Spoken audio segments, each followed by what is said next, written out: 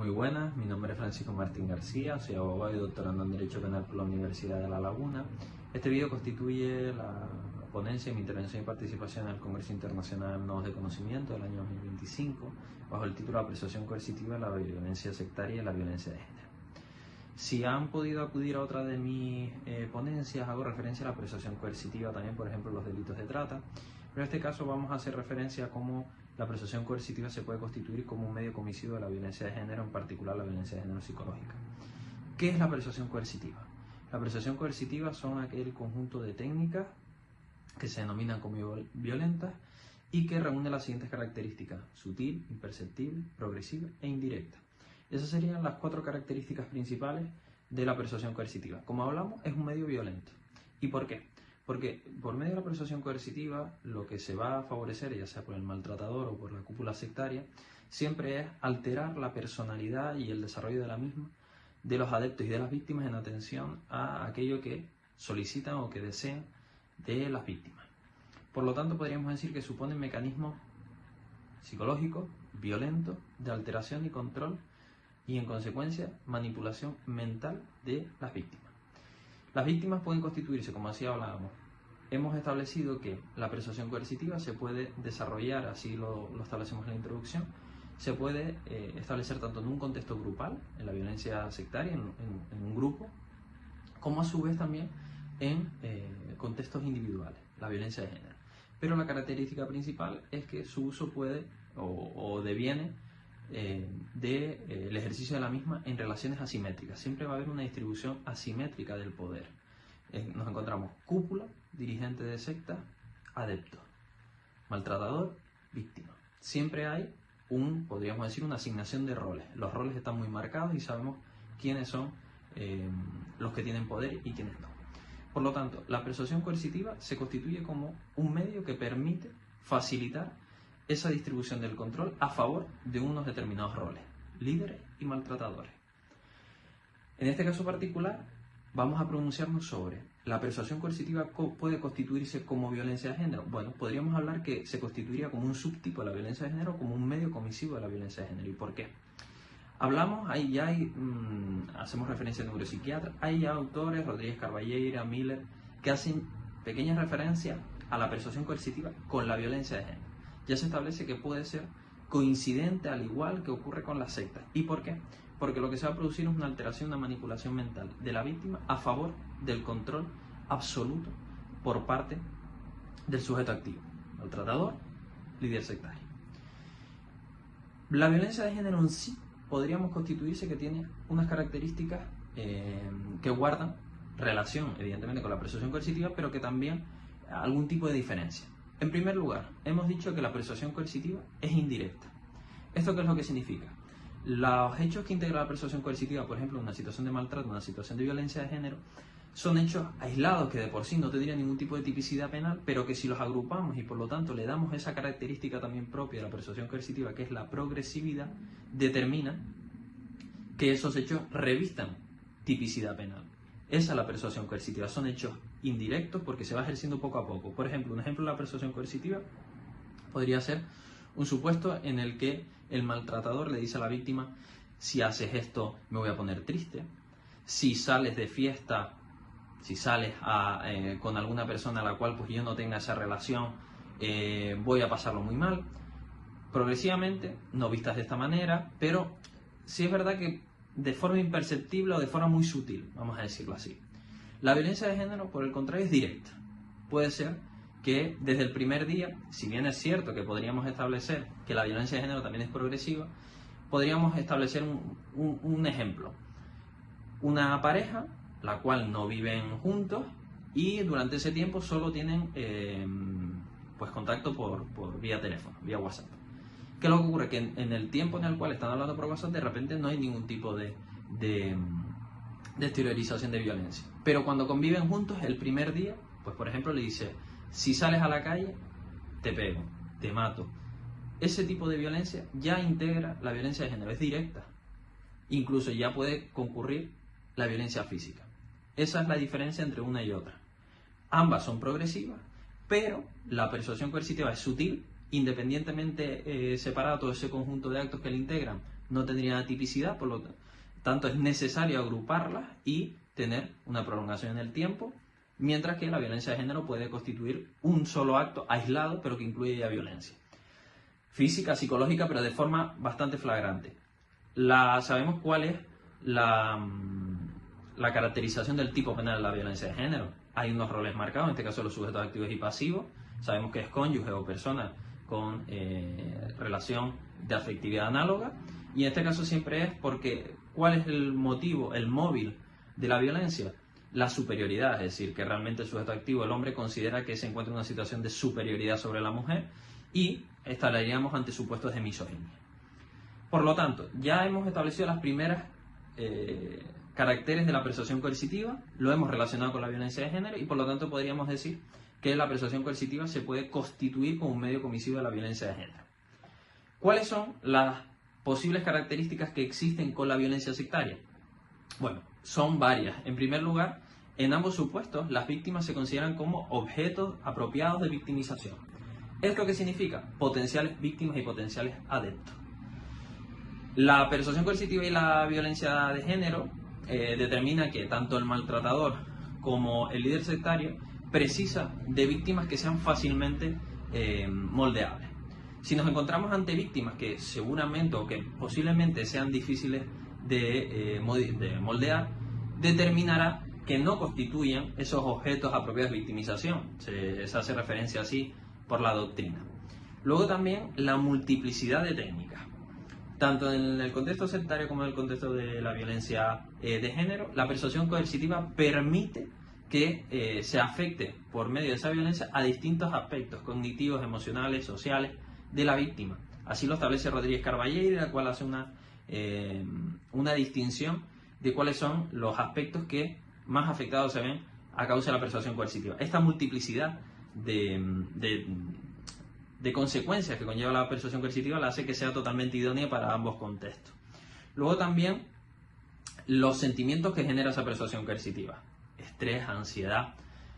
En los dos, en la violencia de género y en la violencia sectaria, ¿qué es lo que ocurre? Lo que se va a producir es que en ambos supuestos, el maltratador y el líder sectario, lo que facilita o lo que obliga más bien es el aprendizaje coercitivo de ciertas conductas. Es decir, la víctima va a aprender a realizar todo aquello que yo quiera, no porque haya un motus propio de la propia víctima de aprender, sino porque yo realmente le estoy obligando a. Además, se crean sentimientos no solo propios de subordinación, de sometimiento absoluto, sino también se crea una situación de especial relevancia en cuanto a que no es preciso ni que el líder sectario ni que el maltratador se encuentre en el lugar para que la víctima cumpla con aquellas órdenes que le han sido impuestas. No es necesario. El líder o el maltratador se puede encontrar en otra parte, totalmente alejado, a 10 kilómetros, y la víctima, a pesar de que tenga las posibilidades de escapar, porque considere que puede ser objeto de explotación, no lo va a hacer, debido a esos sentimientos de ansiedad, de temor que le causa la persuasión coercitiva. Luego, el garante, en este caso se denomina como la posición de garante, y que deviene de una relación de especial confianza. Podríamos establecer que esa relación de especial confianza se establece de igual forma entre un maltratador y su víctima, que es su mujer o su pareja, y entre un líder sectario y su adepto. Al final se establecen relaciones de especial confianza, y eso conlleva que, por un lado, el que constituye el garante de control y que por lo tanto tiene la función de proteger los bienes jurídicos más importantes de esa persona, al final es quien realmente atenta, se produce una duplicidad. El que protege atenta contra esos bienes jurídicos. Y esto determina de la relación de especial confianza que se establece entre ambos, entre adepto y líder, víctima y maltratador. Esto conllevará y facilitará garantizar la subordinación de las víctimas a sus maltratadores. ¿Por qué? Era lo que hablábamos previamente. Nos encontramos ante una situación en la que el maltratador ha sido capaz de crear una esfera de miedo, de ansiedad, de temor, y que sabe y que tiene la total seguridad de que la víctima no va a abandonar esa situación a pesar de que él no esté presente. Y eso determina de esa relación de especial confianza. Y además constituye esa relación de especial confianza en relación con la posición de garante. Hablamos del deber de salvamento. Ese deber de salvamento también es atribuido a maltratador y líder sectario, pero ¿qué es lo que ocurre? Que no que el que tiene el deber de salvar es aquel que finalmente va a producir la protección y la transgresión de los bienes jurídicos protegidos. Y por último, la alevosía doméstica. La alevosía doméstica implica que en ambas situaciones el líder sectario y el maltratador siempre se va a aprovechar de la víctima en situaciones donde pueda tener el control, pero además en situaciones íntimas. Por eso es la alevosía, que también se llama convivencial o la alevosía doméstica. Podríamos hablar de quizás una alevosía convivencial, más para el contexto sectario, una alevosía doméstica para la violencia de género, pero en los dos supuestos es el aprovechamiento por los sujetos activos, líderes y maltratadores, de situaciones en las cuales se encuentran a solas con la víctima. Saben que la víctima no va a realizar ningún tipo de exteriorización frente a otros adeptos o frente a otras personas de los padecimientos que está sufriendo. También habría que tener en cuenta los mecanismos psicológicos que hablábamos previos de ansiedad y temor se consiguen con el aislamiento con el exterior. Es fundamental que la víctima no tenga contacto con el exterior. Ni la víctima de maltrato tendrá contacto con aquellas personas que el maltratador considera que pueden ser objeto de facilitación de una posible huida, ni tampoco el líder sectario va a facilitar que los adeptos tengan contacto con el exterior, con aquellas personas, de nuevo, que pueden facilitar esa desafiliación. Esto conlleva que, con carácter general, se establezcan en determinados lugares, muy remotos, y que, en cualquier caso, se intente controlar cualquier tipo de atisbo de contacto con el exterior. En consecuencia de lo anterior, habría que pronunciarnos sobre la posible desprogramación. La desprogramación se daría en aquellos supuestos, tanto contexto sectario como violencia de género, en el cual la persuasión coercitiva haya sido capaz de producir el adoctrinamiento, y ahora que ya hay un adoctrinamiento, tanto la víctima de violencia como el adepto cumple sin ningún tipo de atisbo con cualquier orden que le sea impuesta. En este contexto surge la posible desprogramación. Es volver hacia atrás, hacer que la persuasión coercitiva devenga ineficaz y facilitar la huida. En estos supuestos es bastante complicado.